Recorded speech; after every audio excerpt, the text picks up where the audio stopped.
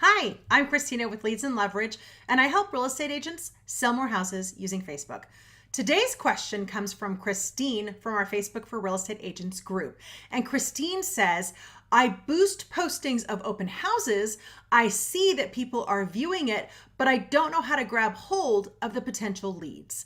Well, Christine, I need to explain something to you. When you're boosting a post or you're running it through Ads Manager, when you see that people have seen it, whether it's a video view or you just see that it's reached this many people, that's just how many people have had it put into their feed. And so it's not how many people who've actually dove into it and looked at it.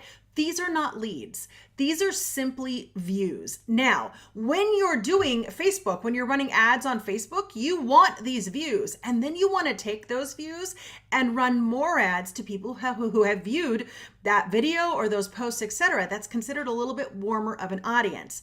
Here's the thing. I'm going to tell you a tip on getting more views. The way to get more views is to make sure that your business page is set up in a way that actually connects with and resonates with the people in your audience, the people in your area where you live.